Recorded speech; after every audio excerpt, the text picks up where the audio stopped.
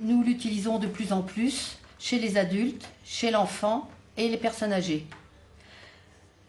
En hématologie, en néphrologie, en urologie, en chirurgie vasculaire, digestive pour les ablations de redons. Je ne reviendrai pas sur la radiologie puisque mes collègues en parleront tout à l'heure. Et nous l'utilisons de plus en plus et à la demande, les unités sont demandeurs. On a calculé, en ce moment, on est en 35 bouteilles de Méopa par mois sur le CHU. Alors le plus difficile a été de mettre en place des référents douleurs. À partir du moment, dans une unité où il y avait un référent douleur, la mise en place du Méopa était plus simple. On avait fait une étude, nous, sur la gastrostomie et on avait évalué la douleur avant et après l'utilisation du Méopa. Pas chez les mêmes patients, ça c'est bon. L'idéal aurait été de le refaire chez les mêmes patients pour évaluer. Et donc on avait une valeur moyenne de 5,3 au départ sur l'échelle Bernal. Et elle est redescendue à 2,1 après avec l'utilisation du Méopa. Et puis il y a une autre... ce qui plaît beaucoup à notre médecin, c'est que lui n'a plus à être vraiment très attentionné aux patients, ce qu'il était avant et en même temps avec son geste. Voilà, et là il est concentré sur son geste et c'est nous qui nous occupons du patient. Voilà. Et c'est vrai que bon, nous on privilégie beaucoup la prise en charge du patient, mais avant on leur explique énormément ce qu'on va leur faire. Et déjà, c'est déjà un bon pas de fait, puisque après ils sont déjà nettement plus détendus, quoi. Donc chez nous, l'histoire a démarré en 2005. Auparavant, l'utilisation du Méopa était extrêmement ponctuelle en service d'hospitalisation vasculaire et dépendant de la disponibilité des équipes de soins palliatifs. Donc ça se faisait 2-3 fois par mois, pas plus.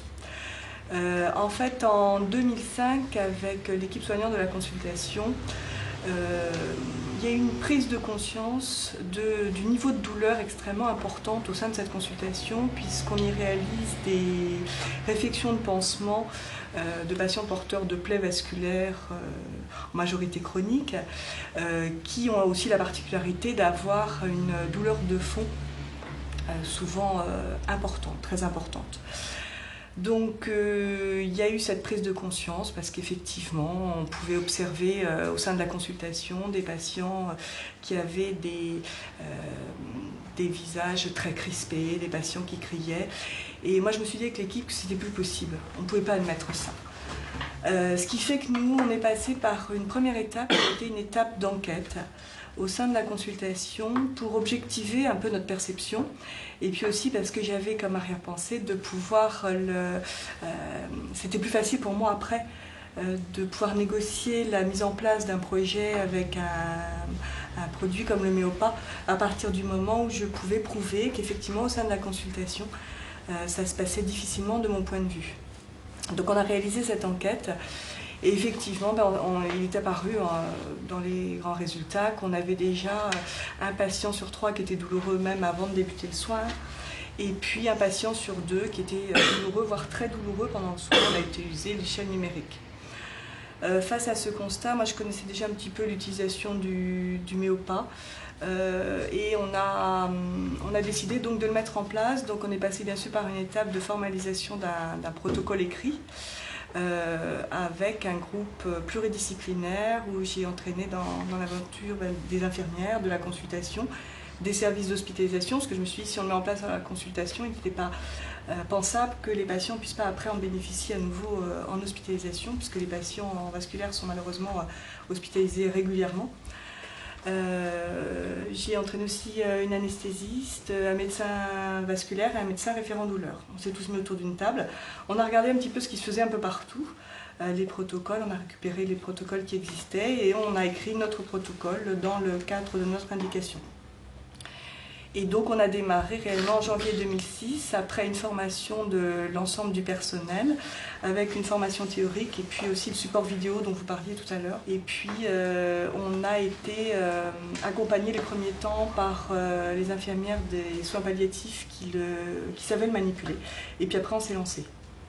Donc actuellement, en fait, au sein de la consultation et dans les services d'hospitalisation de vasculaire, on a une grande unité de vasculaire, on l'utilise de manière très régulière. Et ce qui m'apparaît important, c'est que l'équipe est parfaitement autonome dans l'administration. Après, bien sûr, prescription médicale initiale, mais qu'on ne soit plus dépendant, si vous voulez, d'équipes qui interviennent en fonction de leur disponibilité. Donc pour moi, c'était une évidence que ça devait rentrer dans les pratiques, comme le fait, je ne sais pas moi, d'utiliser, comme on utilisait de l'anesthésie locale pour les pansements. Et puis aussi de faire passer que ça devenait en complément de l'anesthésie locale et que ça ne venait pas remplacer d'autres choses. Voilà, donc l'histoire donc a débuté beaucoup sur le vasculaire et puis après une extension dans les différents services de l'hôpital parce que parallèlement, une infirmière conseil en pansement a été détachée de manière transversale sur l'hôpital et pour en fait accompagner les soignants dans le savoir-faire et savoir-être.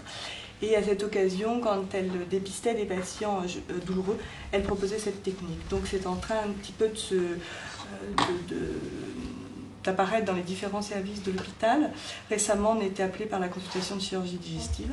Pour un grand nombre de patients vasculaires, nous on a vu vraiment la différence. Il y a des patients qu'on ne pouvait même plus toucher. C'est-à-dire que le simple fait de rentrer un chariot de soins dans la chambre, on pouvait constater le patient accroché à son lit, de par la mémoire des pansements précédents, éventuellement l'infirmière aussi accrochée à son chariot de pansement. Ah oui. Et qu'on a vu de grandes différences où on a vu la relation à nouveau s'instaurer entre le patient et l'infirmière. Quand on a fait d'ailleurs un bilan avec les soignants, elles ont très bien dit que pour elles, le méopa, ça permettait aux patients de se sentir pris au sérieux, qu'il était plus détendu et que ça permettait d'établir ce fameux climat de confiance. Et que finalement, ça soulageait aussi bien le patient que le soignant.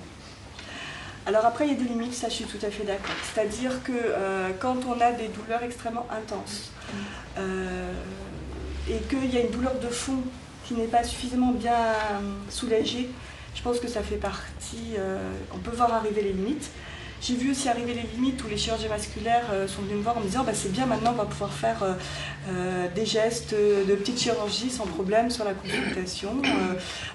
Ça y est, quand est-ce qu'on peut démarrer des petites amputations, etc.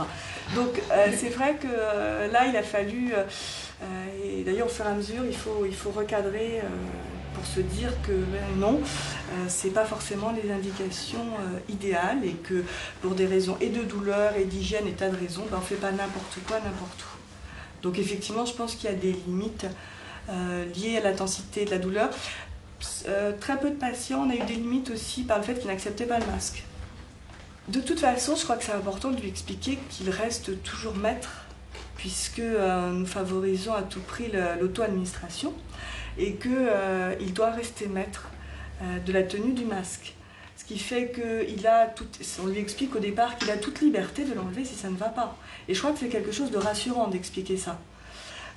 Donc finalement on a eu peu de refus, et puis quand effectivement il ne voulait vraiment pas le masque, on arrêtait. Ça c'est la liberté de chacun. Et puis je pense aussi important, c'est sur la préparation du patient, ou en fait au type d'information qu'on va donner. Donc c'est pour ça actuellement on est en train de travailler sur la rédaction d'un document d'information destiné aux patients, où encore une fois pour les enfants beaucoup de choses ont été faites puisque le livret est fort bien fait et que j'aimerais bien qu'on fasse la même chose chez l'adulte. Deux intérêts, être sûr si vous voulez qu'il y ait le minimum d'informations qui passent, et puis que ça serve de support aussi pour les soignants, c'est un appui qui serve de base de discussion et d'échange avec les patients. Donc je pense aussi que c'est une piste intéressante. On fait une information à toute l'équipe médicale, paramédicale, et à partir de là, les médecins et infirmières posent des indications, et nous assurons la formation avec un médecin anesthésiste, moi ou une infirmière. Donc le méopathe, tout le service, Oui. Donc formation théorique et pratique, et en plus après il y a un compagnonnage. Chaque infirmière qui fait pour la première fois le méopa, il y a une infirmière du CLUD qui l'accompagne. Alors à Chambéry, le Méopa était utilisé depuis 1997 environ de façon vraiment occasionnelle. Et une thèse a été réalisée en 2000 qui portait sur l'efficacité et la tolérance du Méopa pour des soins d'escarres et d'ulcères essentiellement chez des adultes et des personnes âgées. Donc le résultat a montré la supériorité du Méopa sur la morphine seule et ça a été très aidant pour diffuser le produit dans les différents services. Le Méopa était déjà utilisé en pédiatrie aux urgences et c'est surtout l'équipe mobile qui a aidé à développer ce produit dans les autres services. Nous avons établi un protocole, on a fait une petite fiche pratique d'utilisation accrochée à la bouteille pour que les soignants aient toujours cette fiche très pratique. Et depuis, donc, il a été diffusé dans différents services. En 2002, on avait une bouteille pour l'établissement, en dehors des services de pédiatrie d'urgence, et maintenant on est à 16 bouteilles. Alors les difficultés, parce que bon, c'est vrai qu'il y en a un peu à tous les niveaux, je dirais. Alors déjà, on avait le soutien de la pharmacie, qui était déjà un point très important. On a été interpellé par le service de médecine préventive parce que des soignants s'étaient plaints de maux de tête après l'utilisation du Méopa. À ce moment-là, on utilisait pour l'administration des masques à haute concentration. Donc ça nous a permis aussi de changer de matériel. Donc on utilise des masques classiques étanches en faisant valoir que du coup on utilisait moins de produits. On rencontre encore pas mal de difficultés sur le plan organisationnel parce que tous les services ne sont pas équipés d'une bouteille. Alors dans les services où il y a une bouteille fixe, il n'y a pas trop de problèmes. Il y a plus de problèmes pour les services qui ont besoin de demander la bouteille à la pharmacie parce que ça implique une organisation, une prévision des soins, etc. Donc ça demande aux soignants de s'organiser, de regrouper des soins, de planifier des soins, etc. Et donc c'est une contrainte, ça c'est sûr. Nous utilisons le Méopa depuis 1999, d'abord dans les services des urgences pour tous les soins douloureux. Puis nous avons créé un CLUD en fait en 2002 et nous avons décidé alors de faire profiter les adultes de l'utilisation du Méopa. À ce moment-là, donc on s'est associé avec un médecin anesthésiste, un oncologue et moi-même pour créer donc ce CLUD. Le premier thème, après un audit des pratiques effectuées sur le terrain, a été de mettre en place des protocoles pour lutter contre la douleur provoquée par les soins, donc la douleur iatrogène. Cet audit a été très riche. On s'est aperçu que les soignants étaient très demandeurs. Quand je dis les soignants, je parle aussi bien des médecins que des infirmières et des aides-soignantes. Donc ils attendaient en fait beaucoup du CLUD. On a donc nommé 2 référents dans chaque service, donc un référent infirmier et un référent médical. Et nous avons donc commencé à travailler sur le terrain directement pour mettre en place donc l'utilisation notamment du Méopa, parce qu'il n'y a pas eu que le Méopa, mais le Méopa a été une partie importante de nos formations. Les formations donc, ont été théoriques et pratiques, beaucoup de pratiques. On a profité donc du fait qu'effectivement j'ai été donc infirmière anesthésiste pour faire participer en fait l'ensemble de l'équipe d'anesthésie. Et donc on a assuré pour les services demandeurs, ils l'étaient tous. C'est un petit hôpital, c'est à 150 lits, mais ça a demandé beaucoup d'énergie au service d'anesthésie, puisque en fait tous les services de médecine, notamment et de chirurgie, étaient demandeurs de cette utilisation. Donc voilà, aujourd'hui je dirais que c'est un grand succès, tout le monde l'utilise, on a eu quand même quelques freins, notamment de la pharmacie. qui trouvait que le coût était important et que donc cette mise en place s'est faite à partir de 2002, des bouteilles de Méopa dans les services. Et au départ, il nous a un petit peu bridés en mettant une bouteille pour 2 services de chirurgie, pour 2 services de médecine et pour un long séjour. Donc c'était évidemment très difficile. On vient de refaire une petite évaluation, ce qui nous a bien prouvé qu'on avait besoin d'une disponibilité parce que bien sûr l'utilisation ça gênait évidemment l'organisation des soignants. Donc aujourd'hui, on a obtenu là depuis maintenant 2006 une bouteille dans chaque service et qui est renouvelée, sans aucun problème. Je crois qu'il a suffi aux soignants et aux médecins d'ailleurs, qui étaient également tout à fait participants sur cette utilisation, de dire que finalement le coût était moindre par rapport à beaucoup de choses dans l'hôpital et que c'était une vraie valeur ajoutée pour les soins auprès des soignants. On utilise le Méopa depuis 1992 à peu près. D'abord dans les services de long séjour et soins de suite. Il y a un médecin qui avait fait sa thèse en 92 sur ce sujet-là. Et puis en pédiatrie, ça devait aussi être beaucoup utilisé. Je suis moins au courant. L'équipe mobile s'est créée en fin 98. En 99, le médecin de l'équipe mobile vient du long séjour et des soins de suite. Donc il a commencé à former l'équipe, à nous en parler. Et puis à partir de 2000, on a commencé à diffuser cette information dans tout l'hôpital. Et quand on était appelé, on est beaucoup appelé pour des problèmes de douleur. Quand on était appelé, qu'on proposait le Méopa, on allait donc former les gens sur le terrain sous forme de compagnonnage. C'est-à-dire que nous, infirmières, on allait faire les soins avec. Donc il est beaucoup utilisé pour les soins palliatifs. Il y a une unité de lit de soins palliatifs qui s'est ouverte en 2000. Donc eux, ils ont des bonbonnes en permanence et ils l'utilisent au quotidien. C'est beaucoup utilisé dans les services de médecine. Quelques services de chirurgie, on l'utilise pour les toilettes, pour la réfection des pansements, pour tous les soins douloureux, les ponctions sternales, les ponctions lombaires. La particularité aussi de l'équipe mobile de soins palliatifs, c'est qu'on n'est pas seulement intra-hospitalier, mais on va aussi à l'extérieur.